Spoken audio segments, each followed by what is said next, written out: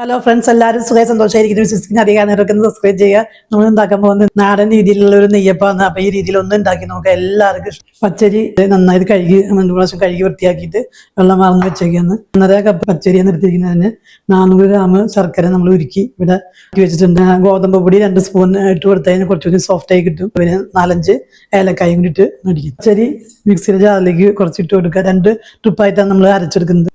2 spoon ഗോതമ്പ് പൊടി എടുത്തതിന് അത് ചേർത്ത് കൊടുക്കുക. 4-5 ഏലക്കായ ഇട്ട് കൊടുക്കുന്നുണ്ട്. ശർക്കര പാനിയിലാണ് നമ്മളിത് അടിച്ചെടുക്കുന്നത്. അരച്ച് വെച്ചത് നമ്മൾ ഇതിലേക്ക് ചേർത്ത് കൊടുക്കണം. 1 സ്പൂൺ ഉപ്പ് ചേർത്ത് കൊടുക്കണം. 1/2 സ്പൂൺ നെയ്യ് ചേർത്ത് കൊടുക്കുക. ഓവർനൈറ്റ് മുന്നേ നമ്മളിപ്പോൾ ഇത് മൂടി ടൈറ്റ് വെക്കും. കലക്കി വെച്ച മാവ് ഇതുപോലെ പൊന്തി വന്നിട്ടുണ്ട്. കുറച്ച് നെയ്യിൽ കുറച്ച് തേങ്ങ കൊത്ത് നമ്മളിതിൽ ഇട്ട് കൊടുത്തിട്ടുണ്ട്. എള്ള് ഇതിലേക്ക് ചേർത്ത് കൊടുക്കുക. ഈ ഒരു ഇതാണ് വേണ്ടത്. മാവിനെ വെളിച്ചെണ്ണയിലേക്ക് സ്വല്പം നെയ്യ് ചേർത്ത് കൊടുക്കുക. മാവ് ഒഴിച്ചു കൊടുക്കുക. നാടൻ നെയ്യപ്പം നമുക്ക് ഇവിടെ റെഡി ആയിട്ടുണ്ട്.